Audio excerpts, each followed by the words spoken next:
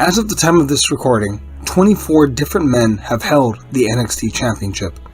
Its lineage mostly secure in solid wrestling acumen, with the likes of Seth Rollins, Adam Cole, and Samoa Joe, have held the title to much acclaim. Under Triple H's direction, NXT was mostly a hit, with NXT takeovers consistently having a mark of quality the main roster shows could only dream about. Nowadays, when someone gets the call up from NXT, they're mostly secure in knowing that they are transitioning into a more stable roster environment and role. But that wasn't always the case. Under the watchful eye of Redacted, while some NXT call-ups were given the chance to succeed, others were thrown by the wayside due to seemingly innocuous reasons. Even now, with Triple H on top, I have to say there are a few gifted and talented wrestlers that have maybe earned more. Let's start with the forgotten son who's never even whiffed a world title. Sami Zayn, a man who has seemingly been consistently involved in the storyline, but never really allowed to breach the glass ceiling. Not of a conventional build, Sami Zayn is very much a Mick Foley, Bryan Danielson School of Wrestling hero. He doesn't look like a conventional world champion, but via his incredible skills and ability to connect with the fans, he's earned a world title run, at least once.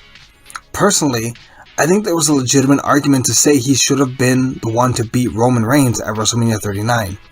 Yes, I am aware that if that happens, Cody winning at WrestleMania 40 and the new Hero Rock and more Bloodline stuff doesn't happen, I know. But at the time, there was a large enough group of fans that were almost willing to will it into existence. That's not to say that it was the only time Sami Zayn has ever gone close, but I would say it's the closest. He rarely challenges for the World Championship. And by his own admission, Sami has said he's not the typical archetype to be the face of the company. Well, neither was Mick Foley. But look at how beloved he is. Sami Zayn deserves more. Much like our next man up, another forgotten son, Kevin Owens. And oh man, talk about a one and done from an amazing wrestler that, again, deserves so much better. Kevin Owens won the Universal title way back in 2016. But shockingly has never won a world title since then, which is a complete travesty of justice. Hell, his title run got screwed over when he lost the title to Bill Goldberg in a near universally dismissed decision. And then he and Jericho were left to blow out the best feud going into WrestleMania in the second match on the card that only went 16 minutes. But this video is not about Redacted and his terrible choices about Kevin Owens. It's about the fact that he's never been allowed to hold the big gold since then, which is baffling because it's been nearly 8 pissing years since then. He's challenged for the title on multiple occasions with great feuds and great matches against the likes of Roman Reigns, AJ Styles, Seth Rollins, but he's never won it back. I suppose the closest we ever got was WrestleMania 35, where he was supposed to beat Daniel Bryan for the strap until Kofi Mania happened.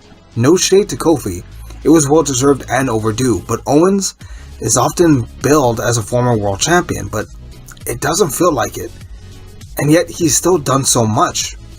Since the world title, he has main evented WrestleMania twice and still never won the big gold. He wrestled Austin and then won the tag straps a year later with Sami, but it still feels like if his career ended tomorrow, one world title run really doesn't do him justice. Owens is an amazing wrestling talent, and by all acumen, an amazing person and father. I just wish he would be allowed to wear the big gold belt one more time. But hey, at least he held it for more than one day.